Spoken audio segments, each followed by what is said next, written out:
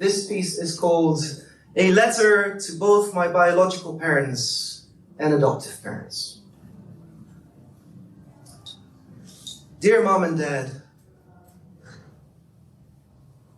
Dear Mom and Dad,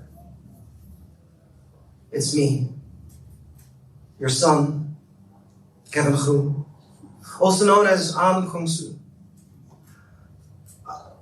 I don't really know how or where to start. I mean, how do you even tell your own story when you don't know its origins?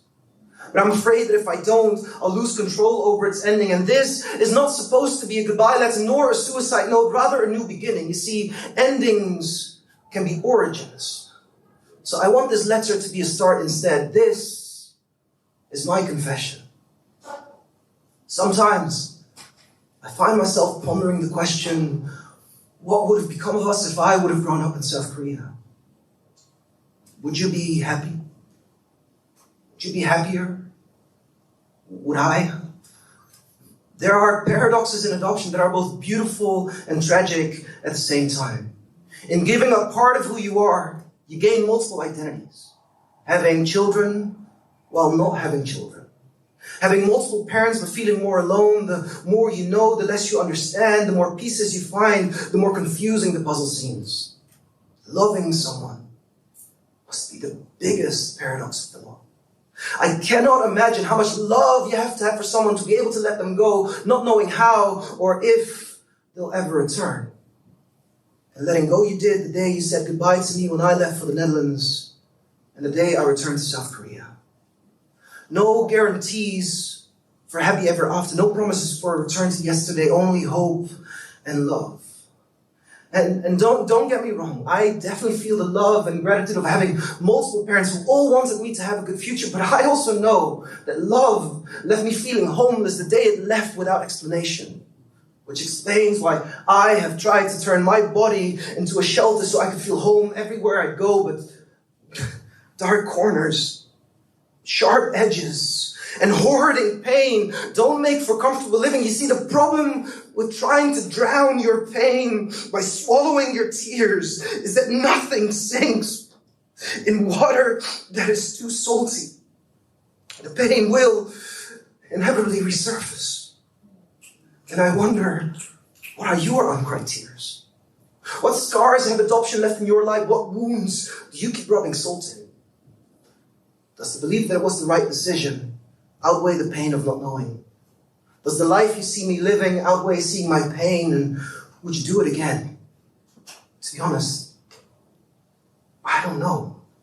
Because the older I get, the more questions I have and the fewer answers I find. And while I don't mind living with all these paradoxes, I just don't want to be dealing with feelings of regret for whatever years we have left to live. You see, inner peace is the release of all expectations for a better past. But for the vast majority of my life, I have been living in hiding like a fugitive, as if adoption is a life sentence, but we're holding the keys to each other's liberation. So this is me handing over all the keys I have so you can set yourself free.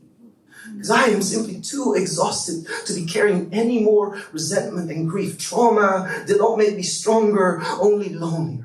As for far too long, I have been keeping people at bay for fear of being abandoned. The journey isn't the destination when you're running away from yourself.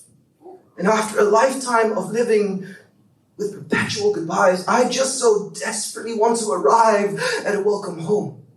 So I am cleaning house, getting rid of backwards questions that don't serve me any longer, like what would have become of us if I would have grown up in South Korea, and instead set my eyes on tomorrow.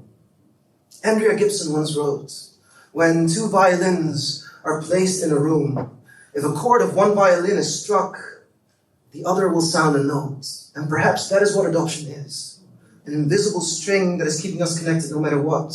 And right now I am trying to strike a chord and tell you that I believe you did the best of what you knew at the time.